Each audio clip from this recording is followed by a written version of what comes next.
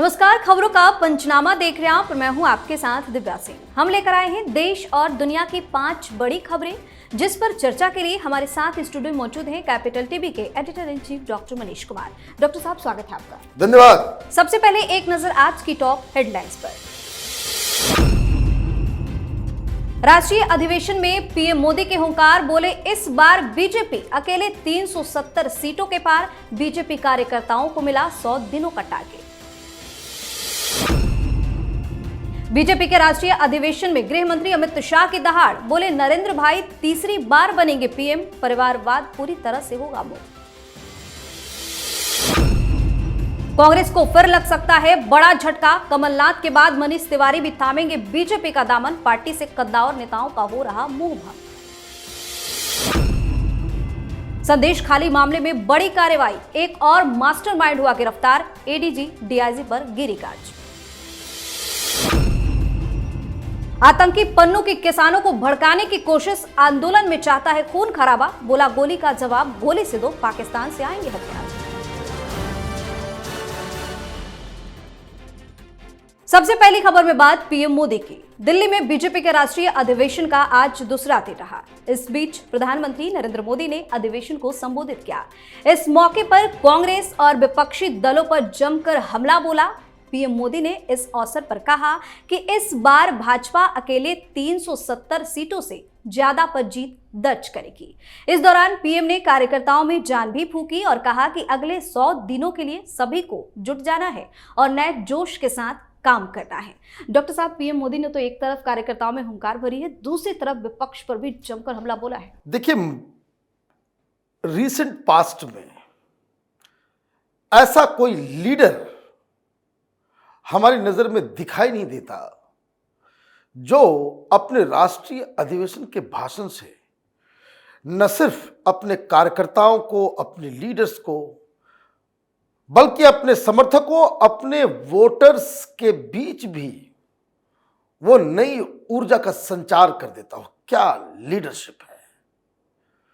और कई सारे लोग कहते हैं कि प्रधानमंत्री मोदी इसलिए जीतते हैं कि कोई चैलेंज नहीं है। ऐसी बात नहीं है। जो चैलेंजर्स हैं वो इनके सामने बिल्कुल बौने नजर आते हैं। जितने भी विपक्ष के लीडर हैं, कोई इस स्तर का भाषण, इस तरह के लीडरशिप को अभी तक डेमोन्स्ट्रेट नहीं कर पाया है। इसीलिए दुनिया कह रही है कि फिर से मोदी सरकार आएगी, हैट्रिक लगने वाला है। और ये हैट्रिक लगते ही आजाद भारत के सर्वश्रेष्ठ प्रधानमंत्री नरेंद्र मोदी इतिहास में दर्ज किए जाएंगे। छोटी छोटी चीजों को लेकर, छोटी छोटी बातों को लेकर के ऐसा व्यक्ति जो जमीन से शीर्ष तक का सफर किया हो, वही सारे निटिग्रिटीज को बता सकता है। एक सूत्र तो बड़ा मजेदार है और मैं बार बार कहता हूं, ये 370 ये हॉन्ट कर रहा है विपक्ष को। क्या कहा है उन्होंने कहा है कि भाई देखो, तुम्हारे बूथ पे अब तक जितना सबसे ज्यादा वोट आया है, हर बूथ की प्लानिंग है, हर पोलिंग बूथ की प्लानिंग। तो जितना सबसे ज्यादा वोट उस बूथ पे कभी बीजेपी को आया, तुम्हारा टारगेट प्लस 370 वोट्स होने चाहिए। और वही आ गया तो बीजेपी 370 बड़े आसानी से क्रॉस कर लेगी। अब आप देखिए कि किस तरीके से आपने एक वर्ड को पकड़ा 370। वो चुनाव तक लोग भूलेंगे नहीं कि प्रधानमंत्री मोदी ने कश्मीर से 370 को हटाया है। तो ये होता है प्लान। और दूसरी तरफ राहुल गांधी यात्रा पे लगे हुए हैं। पार्टी टूट रही है, पता नहीं चल पा रहा है कहाँ है, क्या कर रहे हैं, क्या भाषण दे रहे हैं, क्या मैसेज दे रहे हैं। तो ये बिल्कुल ही वन साइडेड चुनाव होने जा रहा है इस बार। जी, इस खबर में बात अमित शाह की। बीजेपी के राष्ट्रीय अधिवेशन में गृह मंत्री अमित शाह ने विपक्ष पर परिवारवादी होने का आरोप लगाते हुए जमकर हमला बोला। उन्होंने आरोप लगाया कि कांग्रेस ने परिवारवाद को बढ़ावा दिया और इंडी अलायंस का मतलब 7 परिवारवादी पार्टियां। जब इनकी पार्टियों में ही लोकतंत्र नहीं है तो देश में लोकतंत्र कैसे होगा। आगे कहा कि पिछले 10 वर्षों में समाज के हर वर्ग का विकास करने का प्रयास किया गया है, इसलिए लोगों ने मन बना लिया है कि प्रधानमंत्री नरेंद्र मोदी सत्ता में रहेंगे और इसमें कोई संदेह नहीं है। उन्होंने कहा कि आतंकवाद, नक्सलवाद खत्म होने के कगार पर है। मोदी सरकार के तीसरे कार्यकाल में देश इनसे मुक्त हो जाएगा।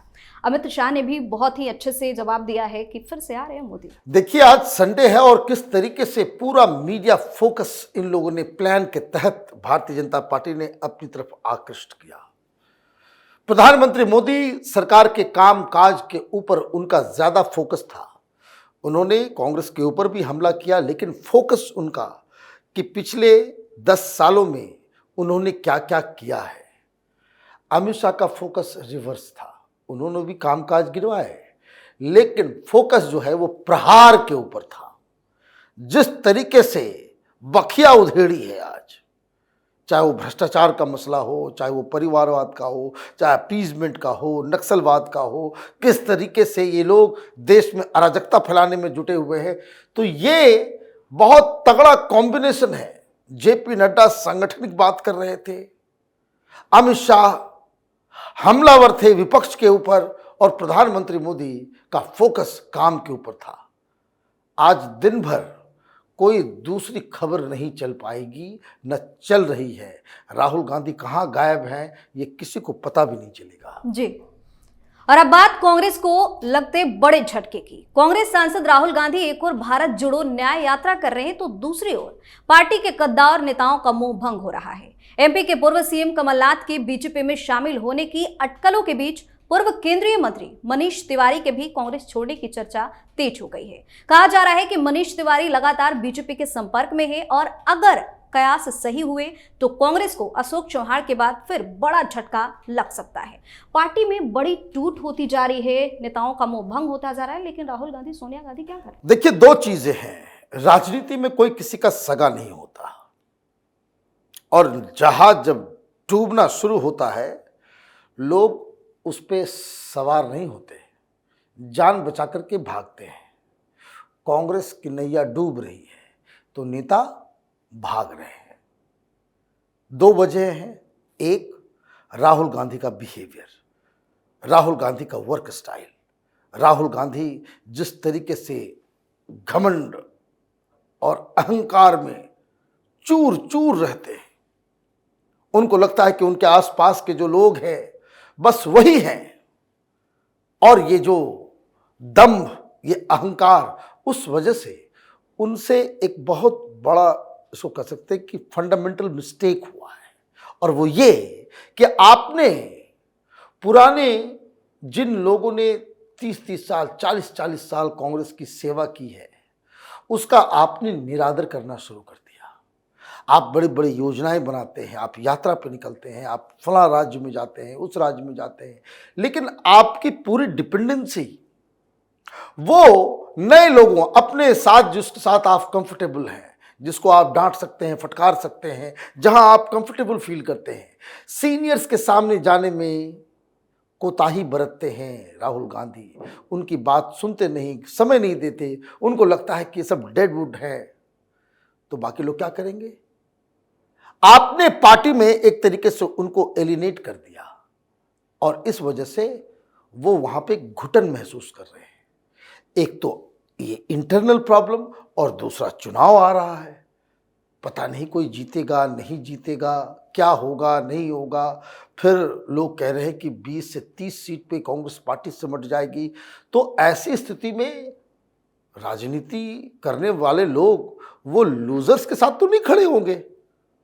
तो इसलिए अशोक चौहान भी जा रहे हैं, कमलनाथ भी जाएंगे, अभी बहुत लिस्ट लंबी है, मनीष तिवारी भी जाएंगे, वो जाने वाले की संख्या में आनंद शर्मा भी हैं, अधीर रंजन चौधरी का भी नाम आ रहा है, थरूर साहब का नाम आ रहा। अभी लिस्ट बड़ी लंबी है, और वो इसलिए क्योंकि ये खबर चलती है।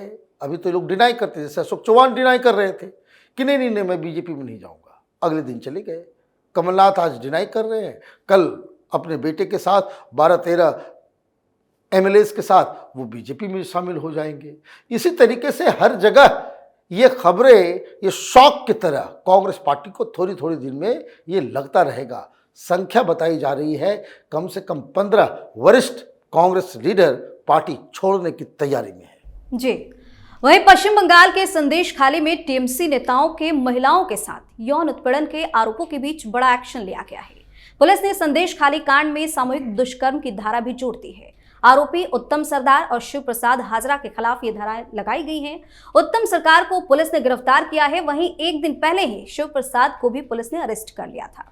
पुलिस सूत्रों के मुताबिक एक महिला ने पुलिस को गुप्त बयान दिया है, उसकी शिकायत के आधार पर ही ये गिरफ्तारी की गई है। दूसरी ओर संदेश खाली विवाद के बीच पुलिस पर भी गाज गिरी है, जिसके बाद राज्य पुलिस के एडीजी का ट्रांसफर कर दिया गया है और 12/7 के डीआईजी का भी तबादला कर दिया गया है। संदेश खाली में एक्शन हुआ है।